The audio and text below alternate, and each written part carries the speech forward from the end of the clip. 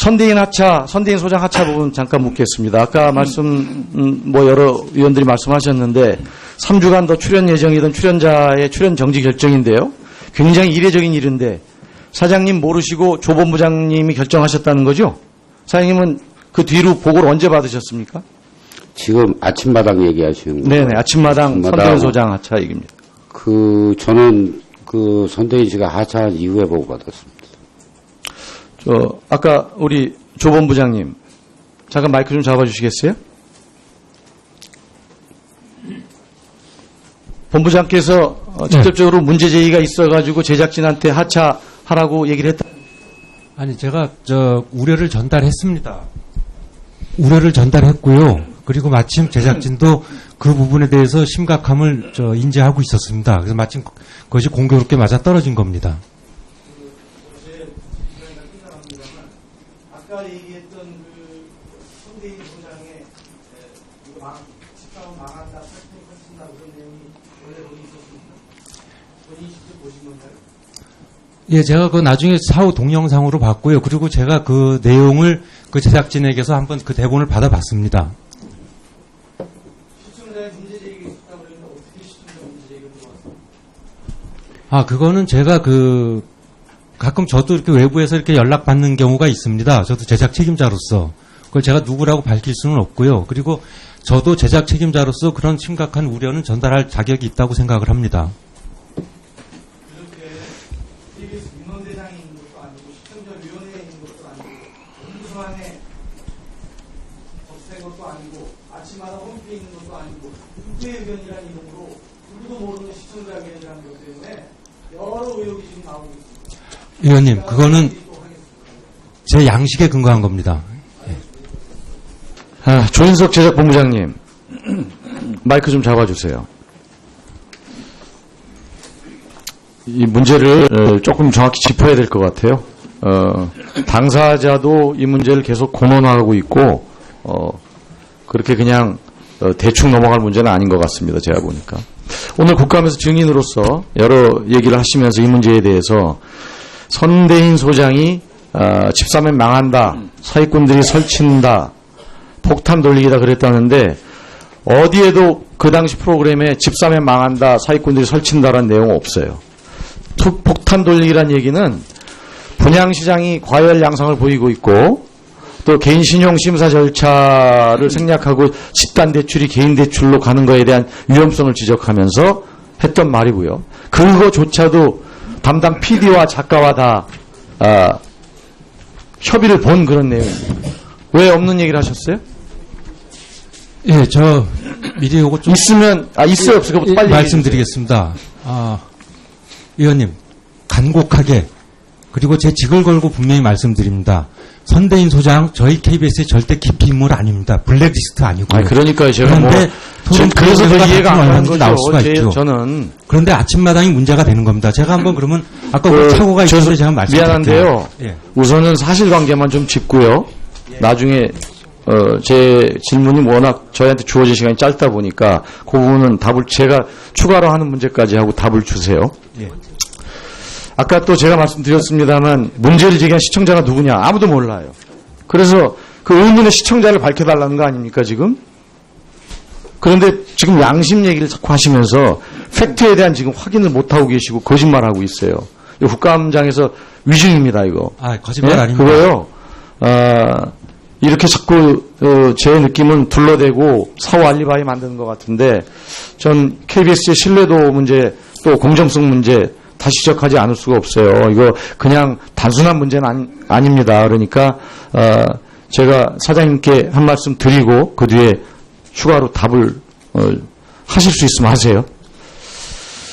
남은 시간 오늘 여러 가지 국감에 고생 많으신데 고대영 사장님께 쓴소리 한마디 더 하겠습니다. 사장님 취임 이후에 비판의 목소리가 굉장히 높습니다. KBS 뉴스 시청률 하락, 신뢰도 하락도 그렇고요.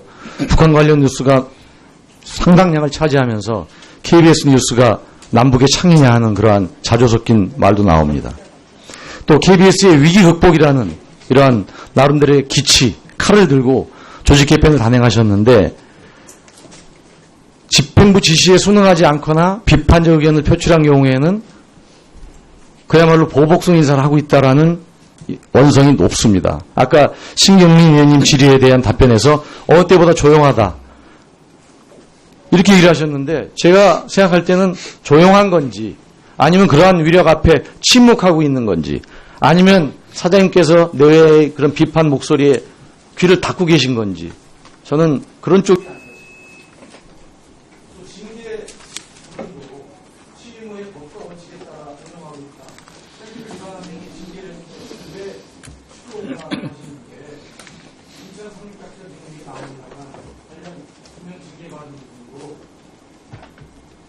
방송 형성 요약의 자율, 제작 자율화한 조항, 즉 의견 제시 및 양심에 따라 제작, 거부를 할 수 있는 권리 이 있음에도 안 지킨 것은 오히려 어려운 과정이 있습니다.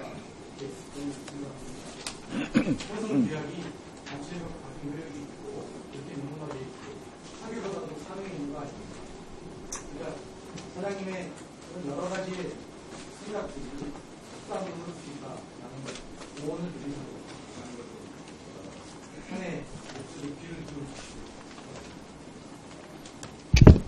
예, 고영준 의원님, 예, 수고하셨습니다. 다음은 존경하는, 응?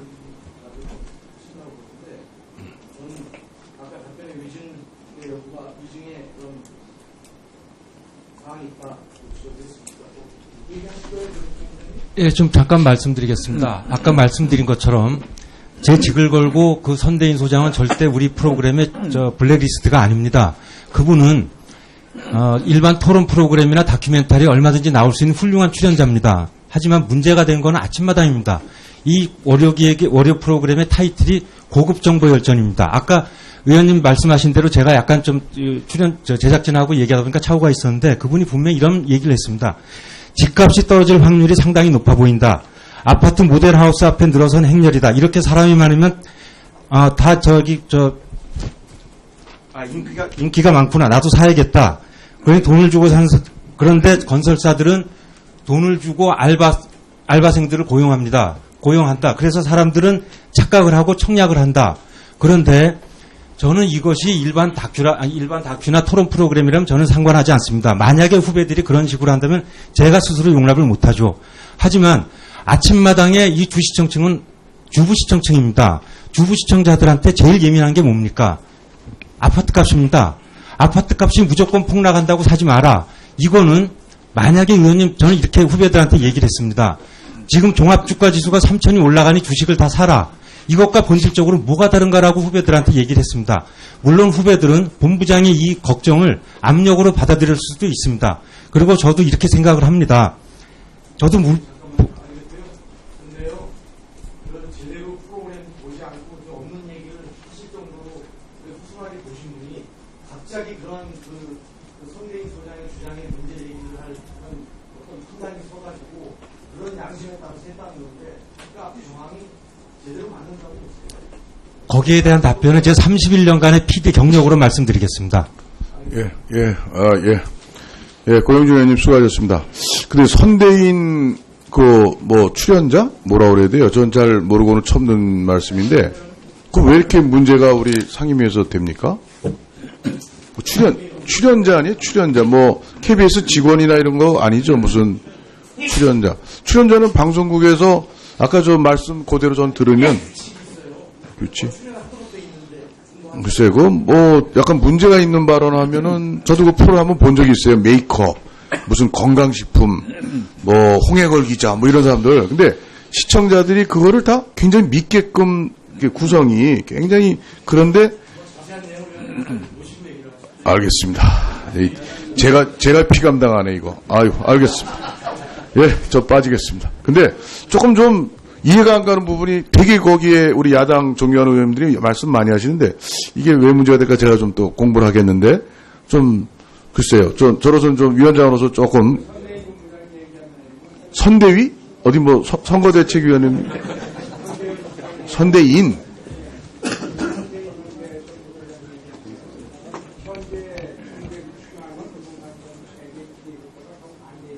글쎄요. 아니 정책의 반대뿐 아니라 그것이 시장에 미치는 영향 이런 것들이 굉장히 또 문제가 되지 않을까요? 국가적으로 것이라는 심리를 시장에 만들어서 부동산 경기를 활성화해서 경기를 활성화시키겠다는 게 정책인데 예. 그 정책의 아주 부작용을 지적한 것은 그래서 뭐 물론 이제 정부 정책에 대한 뭐 반대 의견을 볼 수도 있지만 이거는 이 시장의 어떤 그 혼란을 일으킬 수 있는